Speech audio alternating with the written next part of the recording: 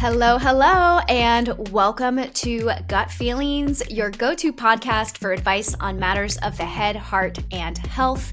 I am your host, Lo Bosworth, the founder of women's wellness brand, Love Wellness. You can find us at Walmart in digestive health, Target in natural beauty and women's OTC, Ulta in bath on Amazon, and of course at lovewellness.com. On this show, we answer your head, heart, and health advice questions like your best friend would. We're all about building an open community here. So if you have a particularly tough or awkward question for us, that's okay, ask away. As you may know, tough and awkward is what we do best here at Love Wellness. So with that, let's dive into your questions and today's guest. All right, I am so looking forward to today's conversation. It is very timely, very relevant. On the show today, we have none other than the founder and CEO of Sowa Health, Dr. Alexandra Sowa on the show. She's a double board certified internist and her specialty is obesity medicine. She is an expert on nutrition, weight loss, hormonal health, and I'm so excited to ask her all of your questions and just get some really amazing advice. So join me now in welcoming Dr. Alexandra Sowa to Gut Feelings. Hi, Dr. Sowa. Thank you. I'm so happy to be here. This is going to be such a good episode. I feel like this is our weight loss episode, but talking about weight loss in a way that is real, meaningful. I mean, you're such a brilliant doctor. Like, could you just give our listeners sort of like your background and bio? Because you are the real deal and we've been friends for a while and I've just so admired how you are really changing the conversation around, you know, healthy body weight, healthy body image, like what that means and everything that we have like at our disposal now to really like change how we think about, I think, weight loss in America, which is like, you know, such a huge health issue that needs to be tackled. Yeah. It needs an overhaul. That's for sure. It needs an overhaul. Yeah. It needs an overhaul. Thank you. You're very kind. Just a quick little bio on me. So I'm a dual board certified doctor of internal medicine in a field called obesity medicine.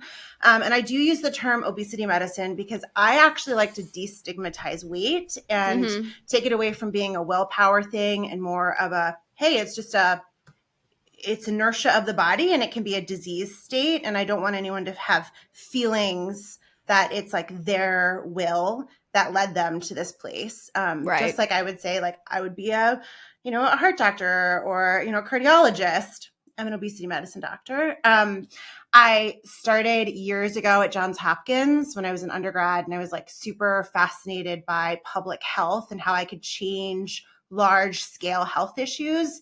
And through my medical training, that led me to this field of weight management because I felt like every disease that I was treating in my residency at NYU was end stage related to our bodies and a lot of the extra weight we carried on it. High blood pressure, type 2 diabetes, heart disease, cancer, all of these things. And I was like, wait, can we just like help keep people healthy? And so that's always been my motto. And prevention is where I believe we should be putting the majority of our resources. And unfortunately, we don't. Prevention. That's interesting. Yeah. So to me, weight loss and helping people attain healthy body weights, healthy body ideals, metabolic health is at the core of everything I do. And our goal for my patients and my message that I spread is all about health prevention. And our goal should be healthy, never skinny, because that doesn't lead anywhere good. And that's the conversation we need to change. That's really interesting. So when you talk about obesity medicine, I mean, I feel like in the last 2 years, like Ozempic is like on the scene. People now like understand what a GLP-1 was. And so I really want to talk about that. But I also want to talk about your practice before sort of the rise of these medications. Have you always been using these medications and all of a sudden they just like became popular because of TikTok? Like there was like an obvious shift that happened. One day nobody was talking about it and one day it was everywhere. And I'm just curious, sort of like how your practice has changed over the past couple of years. Yeah. So I've been doing this for about 10 years and GLP-1 medications, what in essence Ozempic is, have actually been around since 2005. Whoa, So really? not Ozempic, but medications in this class. Yeah. So it's not necessarily a new drug class. And so I have always been using these medications to the best of my ability. Now, what changed a few years ago and why I think the conversation really started shifting was that Wegovy, which is the exact like replica of Ozempic, but just with a different name, got FDA approval. Wegovy. Oh, Wegovy. I thought you said Wegovy. I was like, what does that mean? the drug Wegovy. It got FDA approval for weight management, and that really started to shift. Now, we'd actually had other GLP-1 drugs approved for weight management before, but they weren't as effective. So my view is different than I think a lot of doctors or like platforms where you can get access to these meds. I truly believe in a holistic approach to how we take care of our bodies and how we achieve metabolic health. And for many, that is weight loss. But it can't just be a medication. And so always in my practice, it's been a focus on food. It's like what you eat, how you think about food, how you take care of your brain, how you plan. I really am big into cognitive behavioral therapy to really understand our relationship with food and our body and our behaviors. But then, yes, in my toolkit is this super effective medication in the GLP-1 category, and I do use those. There are other medications though, and they're like looking what, like fen-phen?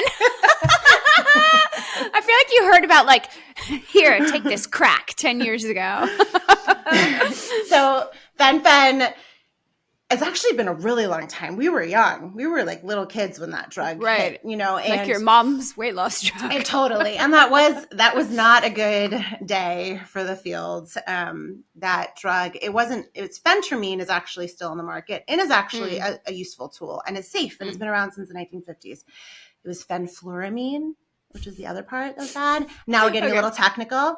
But yeah, there are other meds and they are safe and they're well studied, and not everybody needs a medication and not everybody needs a GLP-1 medication. So I think you need to kind of take like a real depthful view of a patient when they come to you for these things. But listen, there is a revolution going on with these medications. They are incredibly effective. They don't just work on the level of appetite suppression. They get deep down into what I would call your metabolism, and they help fix it.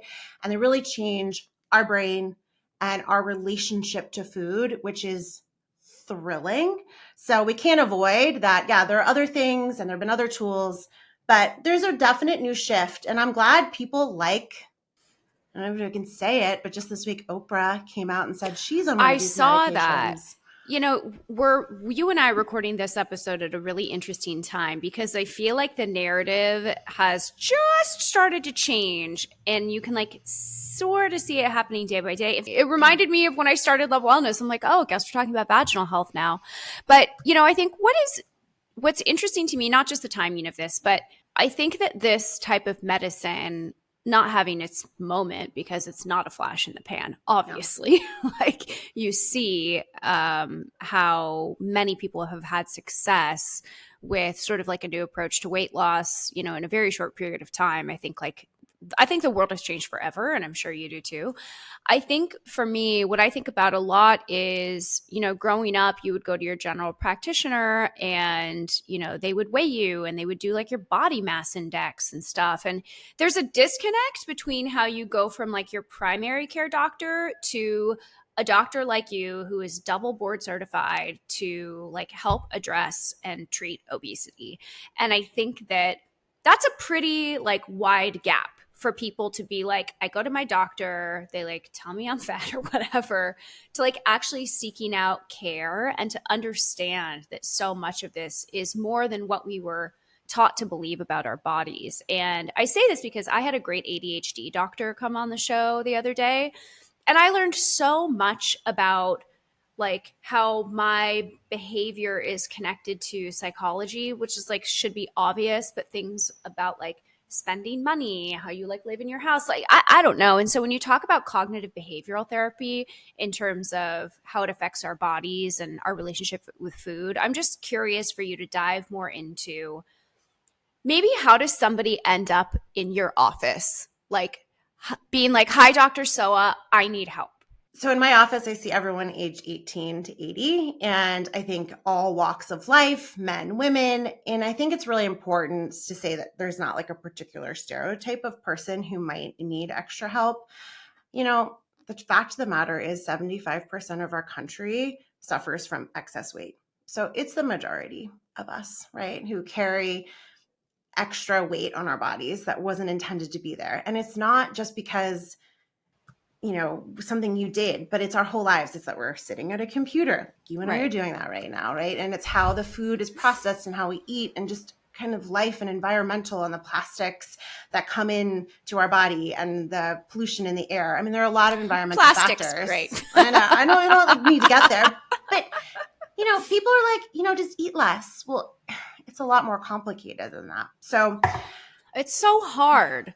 Yeah. Like the best sort of like diet, sorry to take us on a different journey all of a sudden, but I learned in the past few years a lot about like blood sugar and like keeping your blood sugar balanced. And that was the best for me, because I've always been somebody that, carries a little bit of extra weight, but I eat really healthy and I exercise a lot. And I was just always hungry. Hungry and craving things, and sort of like a blood sugar balanced diet was like the best thing that I could do. And I mean, it certainly has helped me, but it doesn't like conquer all. No. You know what I mean? And I probably put that bug in your ear, because that's the fact, is that most people who come to me are actually really healthy eaters. They're doing all of the things that, like you said, you walk into a primary office, a doctor's office, and they're like, you should lose some weight. And people are like, oh, no shit. Like, I know that. Shit. Yeah. No shit. No shit, doc. Thank you. And you're like, well, but I've done all of these things and I go to the gym, but that traditional mantra isn't working. And so I think when you have kind of put in the effort, or you feel like that, like I just work so hard all the time, that's when seeking out a specialist is a really good idea. I just had a patient this week who told me that starting one of these medications and eating in the way that I kind of prescribe, which is, again, looking at the macronutrients and looking at blood sugar and things like that. She's like, I just feel like I got 4 hours of my day back up until this point. And she's 40 years old. She's like, I just constantly was thinking about how I can do better with my next meal, with my next workout. And she'd been released. And I just loved that. I mean, she's the perfect example of, when you're doing everything and it's actually taking over your life in an unhealthy way. But many people would say, hey, that was health. Look, she was doing her best at the gym and with food. No, and it wasn't bordering on obsessive. It was just what she had to do to maintain and to slow the gain. And then we've helped her kind of relieve her of that. And so I think, if you've ever been gaslit at the doctor's office, if you're ever afraid to go and get weighed, if you have this terrible memory and relationship with stepping on the scale at the pediatrician's or in your school nurse's office, and people are like, you should lose weight. I think a lot of good work can happen in an office like mine, where you start to undo some of that just trauma and the constant thinking about it and the constant worry and self-blame. Yeah. So I'm curious if you can give us, and I realize for our listeners, typically I do like a health question, a heart question, a head question. I'm sort of going to weave that in a little bit today, but Dr. So is just such a cool guest. I just want to talk to her and have this conversation. But I'm curious, just on the health front, can you give me, and I know that you said you see all kinds of people, but give me like your typical profile of somebody that comes to you, right? Like, let's just take, they're a female, they're, 35 years old. I'm curious what the profile looks like. And for somebody who has been struggling to lose weight or struggling with their eating, struggling with this stuff for a long time, like broad strokes, what is going on with that person? And I know that you cannot diagnose a made up person that I just created in my mind. But I'm already visualizing them. But I'm just curious, like generally, like what are the most common things that you are seeing amongst your patients in terms of like what they need to work on and the health issues that they're having and sort of like what you can help them with? Yeah. So for my young female patients, I see a lot of women in the PCOS, what I call PCOS-ish adjacent space. and they are very fast weight gainers, and their whole lives they have tried to diet and eat well and go to the gym, and their weight has crept up, and sometimes it gets away from them. Sometimes they're just sitting at like, I'm a 15-pound overweight place.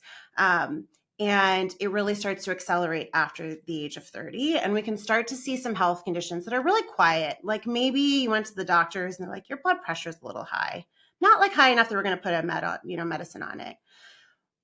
And one of the big things I see is actually misdiagnosis of early insulin resistance. This is something I'm huge on, is finding early pre-diabetes. So I call it pre-diabetes. So a lot of times primary doctors. What does that look like? How do you diagnose that? So when I was in my traditional training, we really didn't look at things like the average blood sugar markers and fasting blood sugar in a way that we really cared until it got to a disease state. And so often people will be like, your labs look great and your cholesterol is like not optimal and your blood sugar is not optimal, but your doctor's like, well, you're not yet like pre-diabetic and you're not yet type 2 diabetes and you don't yet need a cholesterol that needs a statin medication and you're so young. So like, just, try better. But all the signs are there. My goodness. Right. Okay. So, I'm tracking. Yeah. So the biggest sign is honestly in my world is that like weight just keeps coming on and it's impossible to lose and you're doing everything possible to be healthy, quote unquote. And then for women who have PCOS, PCOS is a disease of insulin resistance, and 80%. Oh, it is. Okay. And we don't really know why, but it's very closely correlated. And 50% of women with PCOS can progress to type 2 diabetes by the time 50%. They're 40. By the time they're 40. Wow. And this is like a hormone. Insulin is a hormone, right? Insulin is a hormone. It's my favorite hormone, and I don't think it gets enough love. Also, hormones are just so confusing to like the average person. Like you think you'd talk about hormones, but you have no fucking clue. Like, oh, my hormones are all over the place. You're like, really? Yeah. It's like you feel hormonal, as I think how we've learned to use that word, which kind of makes it a hysterical thing. But totally, hormones control every part of our bodies. Yeah. And doctors don't really learn about hormones because they're hard. They are not like the best quantitative metric. And so I think doctors like to stay away from it because they have to be taken at different times of the day. And for women, it's different periods of the month. And I do think that that's kind of made it something that it's like, well, it's not a great screening test. But when it comes to insulin resistance is this disease state that can lead to type 2 diabetes that's associated with PCOS. It's associated with heart disease. It's associated with cancer, honestly, because it's a state of inflammation. And insulin is a fat storage and a hunger hormone. And so if that starts to become imbalanced, your whole metabolism and how you process and identify and use carbohydrates specifically becomes super disrupted. And so when someone comes to me, and through my company, we have these at-home testing kits that test for fasting insulin, because I look at that hormone, and if it's high and we can calculate that you have early insulin resistance, that changes how people are looking at what's happening. They're like, oh my gosh, it's not just me. Okay. Like I have some like data. A true marker on my test that show that like, oh, it's not just me. Like, oh, I want pizza, right? Exactly. Okay, so what does insulin resistance actually mean? Because to me, insulin resistance sounds like my body's not making enough insulin. But then you just said if there's high insulin on a test, it sounds like maybe that's insulin resistance. Yes. 100%. It's confusing. It's confusing. I mean, it's so confusing to doctors even. I mean, honestly, it is confusing. Okay, so here's the quick breakdown. So insulin resistance is actually where your body is making insulin. Your pancreas secretes it. Its job is to grab blood sugar. So when you eat any form of carbohydrate, whether that's a healthy carb or bad carb, like sweets, that breaks down, and insulin's job is to grab that, and then you take glucose off to all parts of your body. But in order for your body, your brain, your muscles, your organs to receive that glucose, it needs to be wrapped in insulin. But what happens over time, and we see this in a large portion of the population, about 50%, your body says, I don't like that level of insulin that brought me that glucose. Can you make more? because I'm not seeing that signal. And that's what insulin resistance is. And so your body gives a signal back to your pancreas to make more insulin.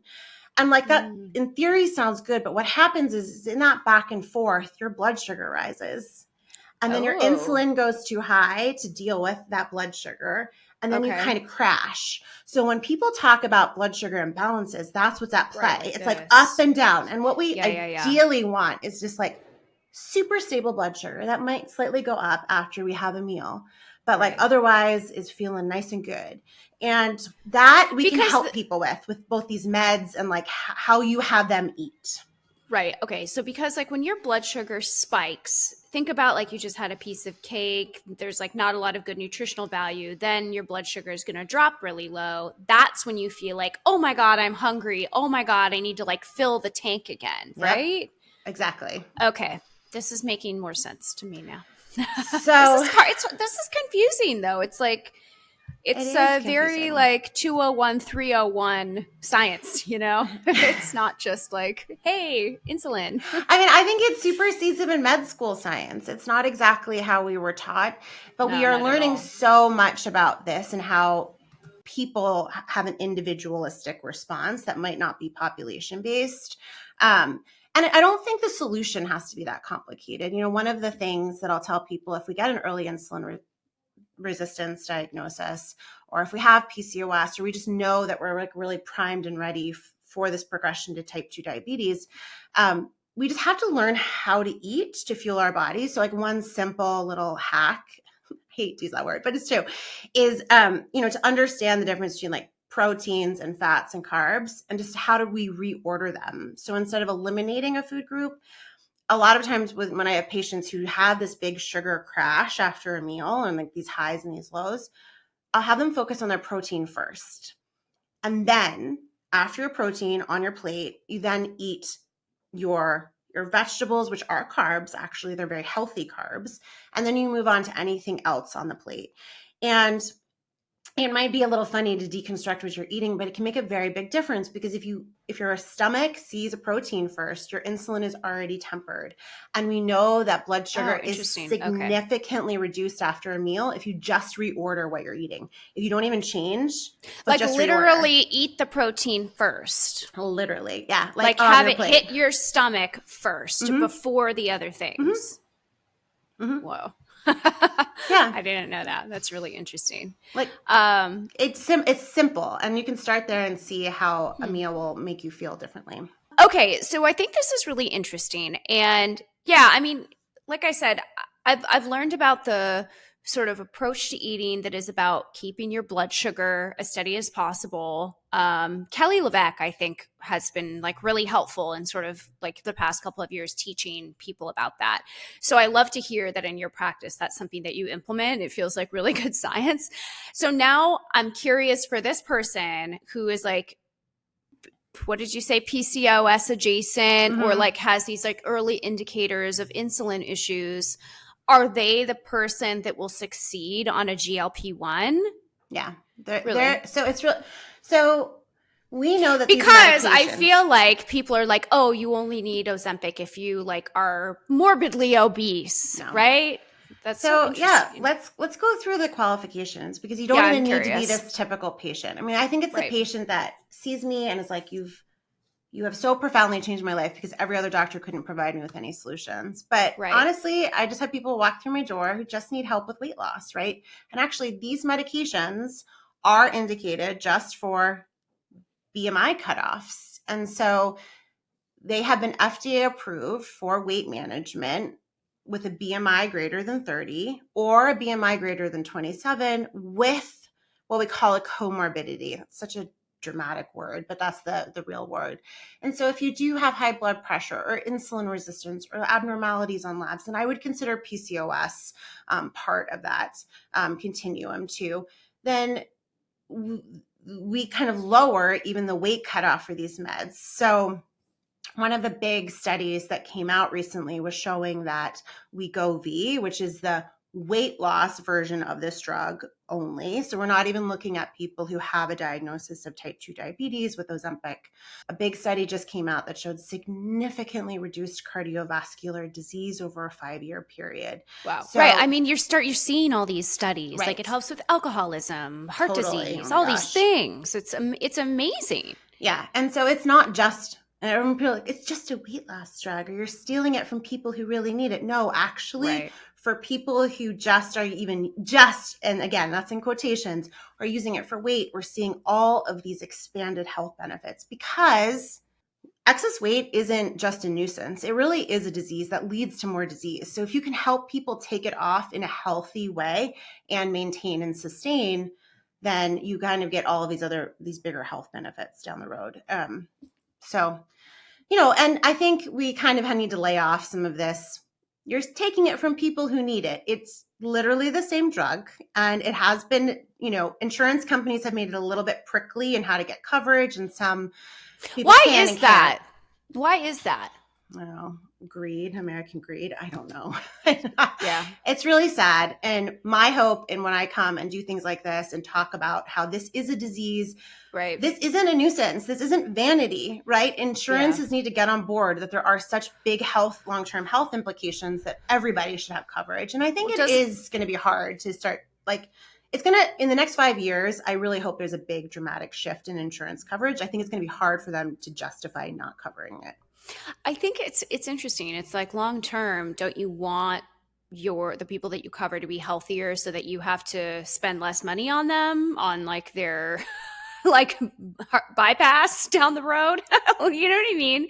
It's just sort of nonsensical that I think I agree with you though. It's like once more and more studies come out about all of these other benefits of these type of medications that there has to be a shift, right? Like, I feel like already there's a public outcry for coverage of these medications. Can I ask what is, to me, I don't know the answer to this.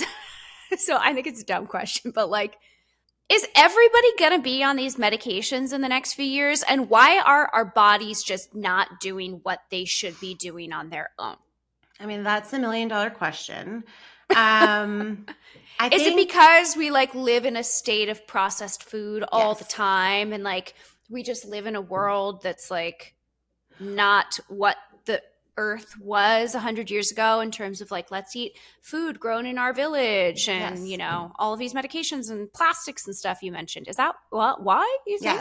Yes. Our environment our environment has changed that even if you're going to Peloton 5 times a week, the whole of the world has, and you go to Whole Foods, you're doing all the right things, the whole of the world has added up that it's not the world that humans developed in.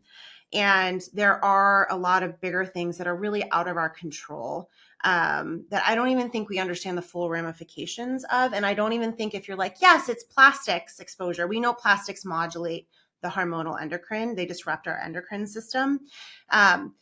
And what's in the air and what's around us. I don't even think if we identify it, we're necessarily going to be able to, on an individual level, shift it. I mean, I think we all need to work toward advocating. I think we're far past the point of healing our environment out there. Totally. So that we heal.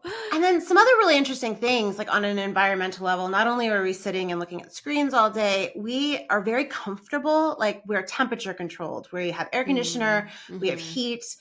Our body doesn't have to work as hard to exist in this world anymore, just on a minute to minute. And so that is what's been happening. And there has been a massive shift since the 1980s of obesity just going from something that was rare to something that is prevalent and is the common.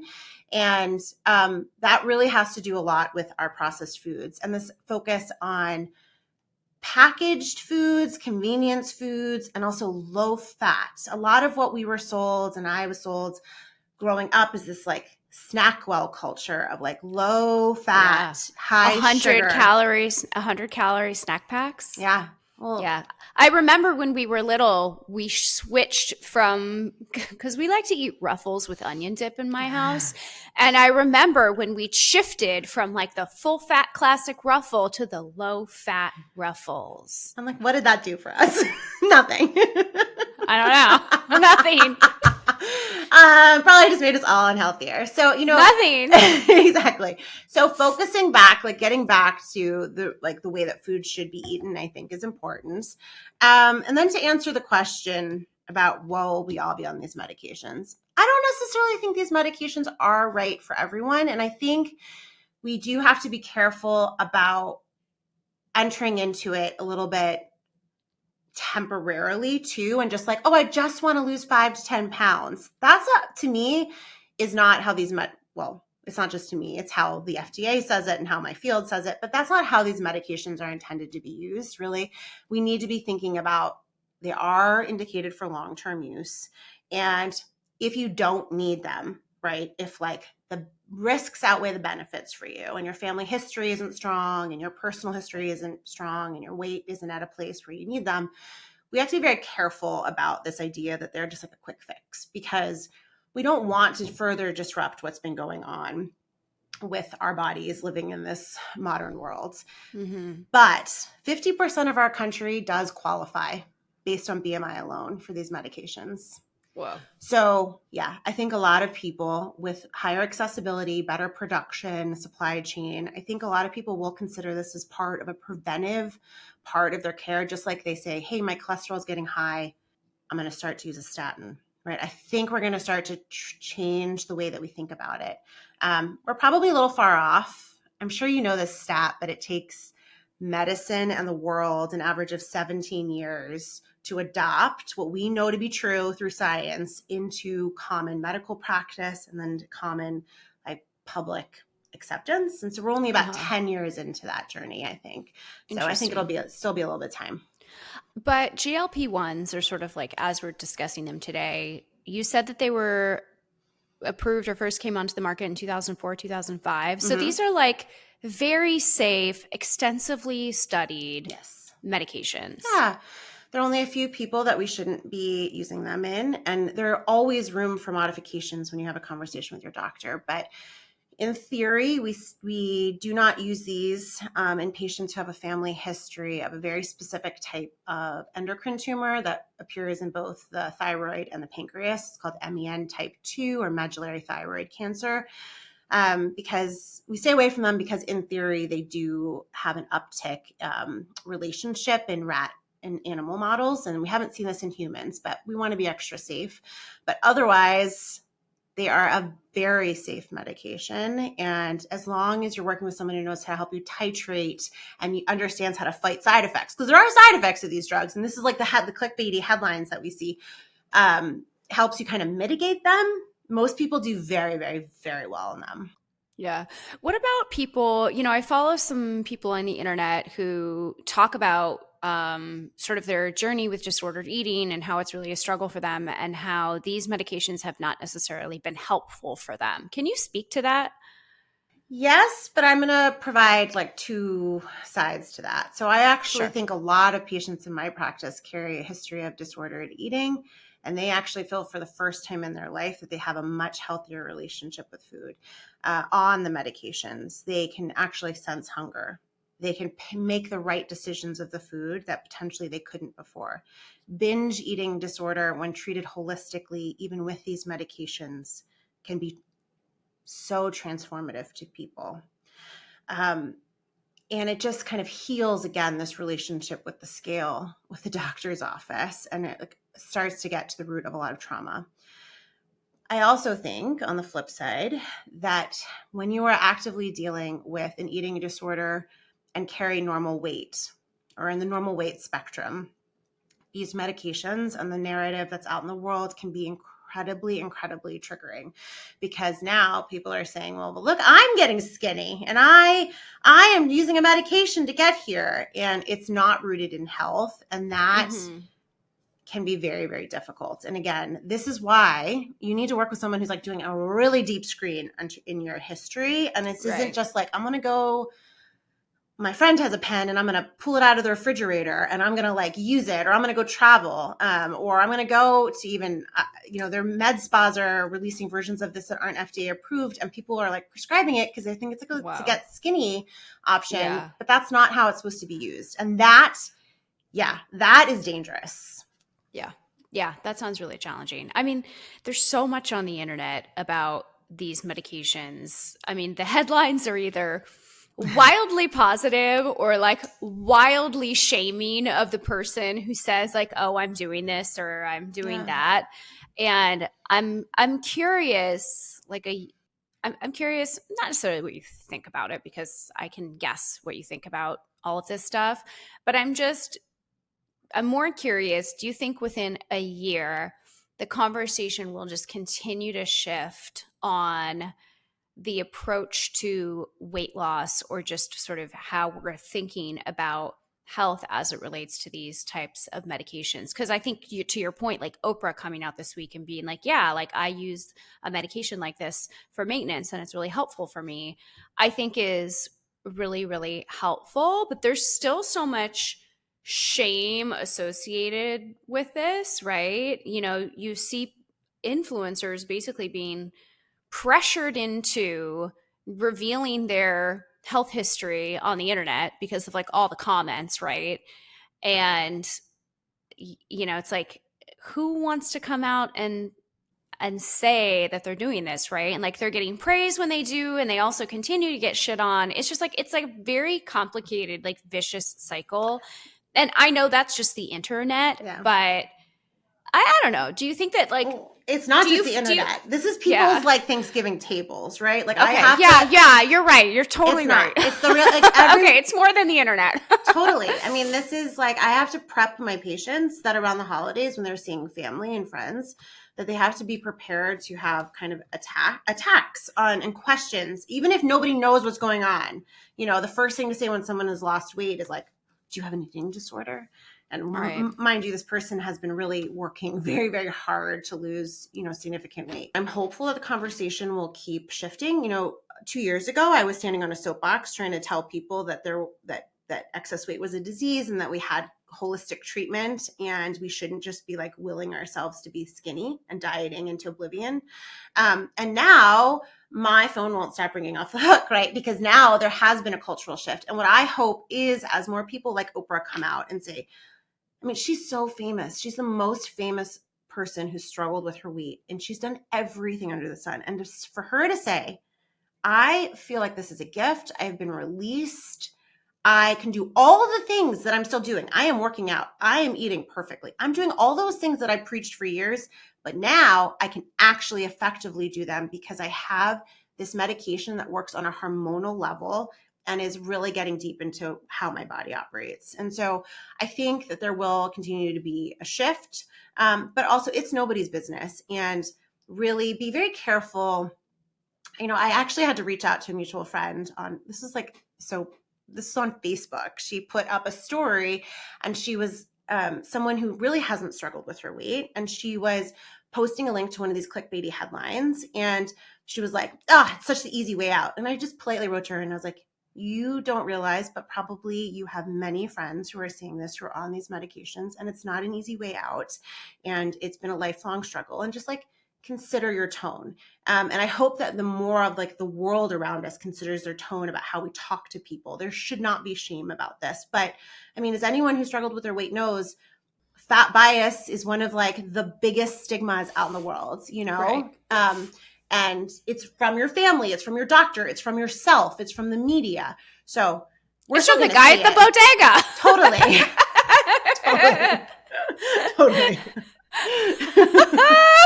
It's everywhere. Judging you as you get your haul of food. Yeah, I mean, it's everywhere, and I don't think it's going to go away overnight, but I hope like the tone just keeps shifting.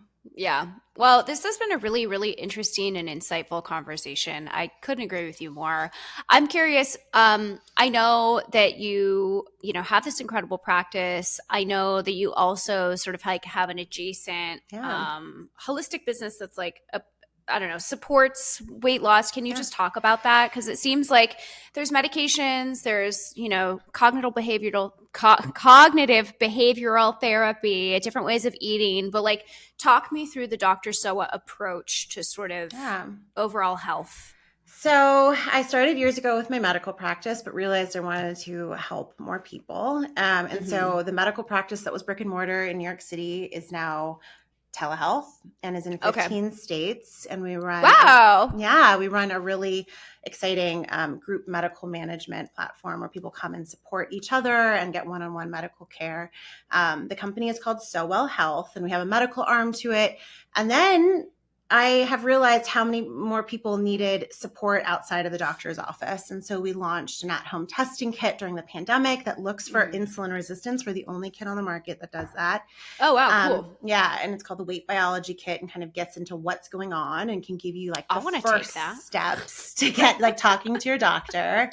Okay. And we have supplements. And what's really exciting in the next few months is that we're really becoming a company that supports people who are on GLP-1 medications, and we have products that are coming out to support people on their journey. And just, we've got like information hubs, and come to us before you go to random threads on the internet. Bring us your questions. We have a community that's growing.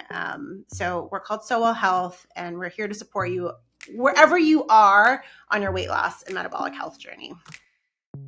Everyone, please join me from your devices in giving a big collective thank you to Dr. Sowa for coming on the show today.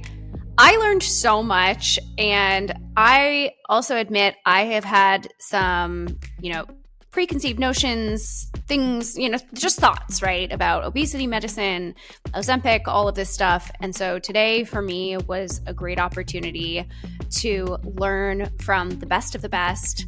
And I just wanted to thank Dr. Sowa for coming on and teaching us so much about where medicine is going. So I also realized today's format was a little all over the place, but that's okay, right? This is our podcast. We can do what we want. But if you do have a head, heart, health question, email us at gutfeelings@lovewellness.com. You can DM it to me or to the Love Wellness account, or you can leave your question on our show's social posts in the comments. And if you like the show, please don't forget to hit that subscribe button so that we can keep making amazing episodes for you throughout 2024. I'm Lo Bosworth, and I will see you next time on Gut Feelings.